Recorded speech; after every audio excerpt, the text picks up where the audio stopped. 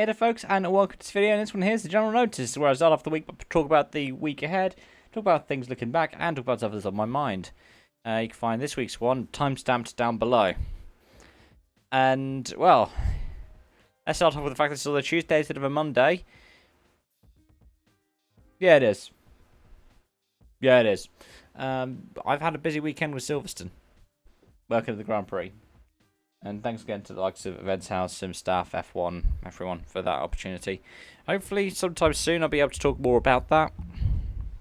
But because of little bits and pieces, I can't talk about it all.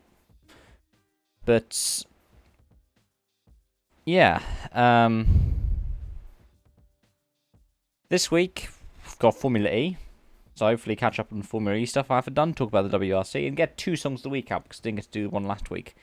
Which is funny, because I've done almost 300 of them. So, the first time since starting it, nearly, well, about 6 years ago, that I haven't actually done it.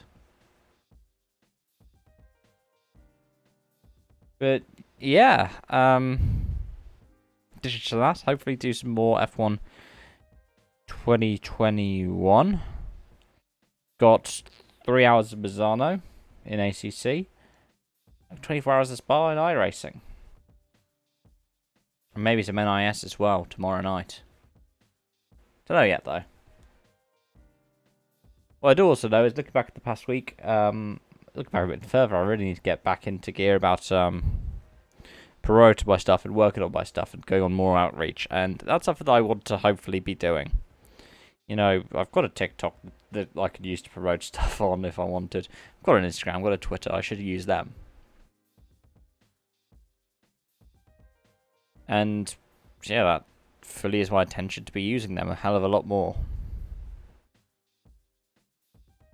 But let's get on to what I want to talk about, which is quite obviously after I've talked about it in the last couple of days, even though Sunday's video was recorded before the Grand Prix. A kind of hatred, a kind of racism that you see directed towards the likes of Lewis Hamilton, especially after that contact on Sunday, is just absolutely abhorrent. I mean, it really goes without saying. But, I mean, we saw the reaction to the Euros final. The kind of racism that we saw directed at the likes of Sancho, Saka and Rashford. It is absolutely abhorrent. It's absolutely horrible. There's nothing you can say that would justify it. Just seeing that kind of behaviour, like,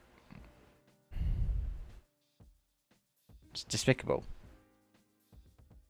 See that the mods of the F1 subreddit had said in the first 18 hours after the start of the race, they had removed 2,000 posts and 18,000 comments.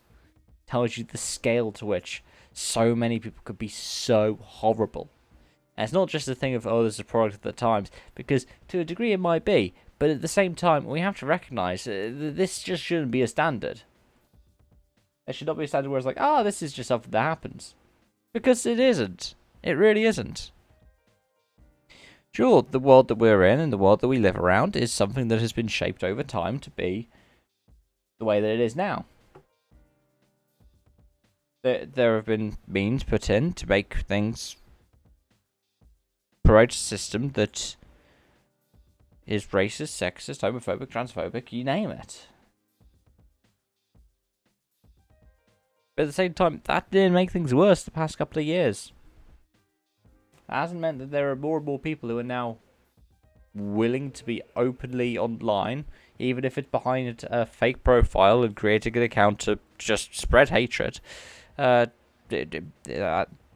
doesn't mean that that's increased.